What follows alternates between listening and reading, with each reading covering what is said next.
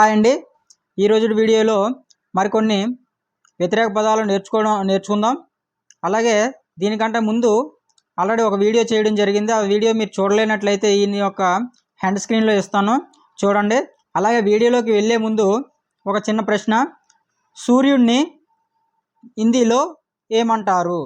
సూర్యుడిని హిందీలో ఏమంటారు? మీకు తెలిసినట్లయితే కింద కామెంట్ చేయండి. అలాగే ఈ వీడియో నచ్చితే లైక్ చేయండి. ఓకే. సత్య అంటే తెలుగులో సత్యము.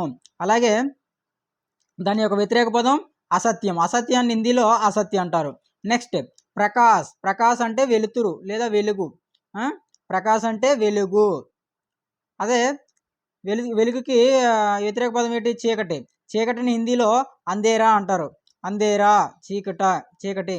నెక్స్ట్ బేచ్నా అంటే అమ్మటం. మరి వ్యతిరేక పదం ఏంటైతుంది? కొనడం అంటే ఖరీదునా. బేచ్నా అంటే అమ్మటం, ఖరీదునా అంటే కొనటం. నెక్స్ట్ బలాయి లేదా అచ్చా అంటారు కదా. బలాయి అంటే మంచి, దానికి ఆపోజిట్ ఏంటి? చెడు, బురా లేదా బురాయి. బలాయి అంటే మంచి, బురాయి అంటే చెడు. బురా అని కూడా అంటారు చెడుని. నెక్స్ట్ అమీర్ అంటే ధనవంతుడు. గరీబ్ అంటే పేదవాడు. అమీర్ అంటే ధనవంతుడికి వ్యతిరేక పదం పేదవాడు, గరీబ్.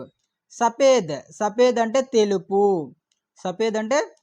తెలుపుకి వ్యతిరేక పదం ఏంటి? నలుపుని కాలా. హిందీలో కాలా అంటారు. బడా అంటే పెద్ద, చోటా అంటే చిన్న. బడా అంటే పెద్ద, చోటా అంటే చిన్న.